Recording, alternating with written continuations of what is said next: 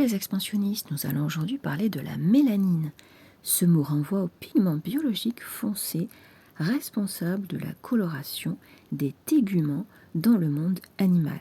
Chez l'homme, la coloration de la peau, des cheveux et des yeux dépendent de sa concentration ou non.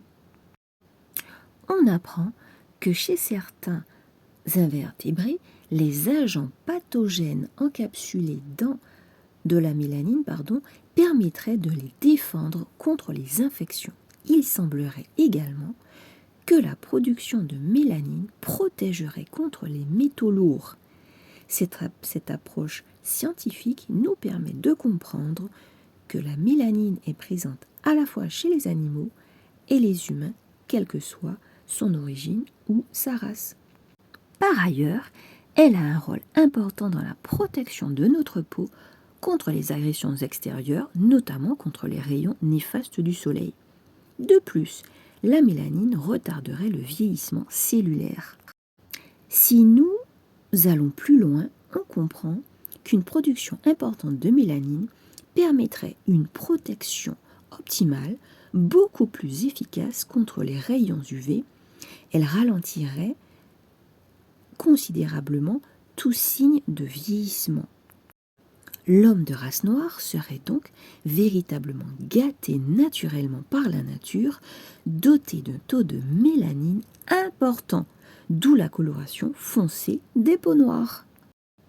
Ainsi, lorsque je suis noir, je suis privilégié, car capable de résister aux agressions extérieures qui pourraient endommager ma peau, voire même mon système immunitaire. L'homme noir souffre parfois du regard empreint de mépris sur sa couleur de peau, qui est pourtant un atout considérable. Comment expliquer qu'un don aussi gratuit que précieux puisse faire l'objet d'un tel rejet ? Nous l'avons compris, il n'y a aucune base scientifique à ce comportement qui vise à exclure les hommes de couleur et valoriser les peaux plus claires qui, elles, en l'absence d'un taux important de mélanine, sont, si l'on en croit la science, plus exposées aux rayons UV et au vieillissement prématuré de la peau. En effet, on observe certainement moins de personnes sujettes au cancer de la peau chez les populations noires que dans les populations blanches ou à peau claire. Par ailleurs, les peaux noires résistent beaucoup plus au vieillissement cellulaire, restent bien élastiques, belles et fermes beaucoup plus longtemps que les peaux claires. C'est un véritable critère de beauté. Les peaux noires ont moins de rides et n'ont pas besoin d'avoir recours à des chirurgies pour maintenir une peau belle et lisse. Les noirs n'ont pas besoin de lifting. Leur peau est liftée et ce, naturellement. Là où les personnes à peau claire doivent opérer des chirurgies, des changements pour maintenir l'élasticité de leur peau, prendre des compléments alimentaires pour favoriser le bronzage, les personnes de race noire se contentent de profiter des atouts liés à l'apport important de mélanine dans leur corps. Si la science nous apprend que la mélanine a un rôle protecteur important, on en déduit que les personnes de race noire sont protégées naturellement. Sur les plantations de coton, pendant l'esclavage, les esclaves noirs n'auraient pas pu résister à des températures aussi élevées. Comment travailler aussi dur sous un soleil de plomb et tenir bon ?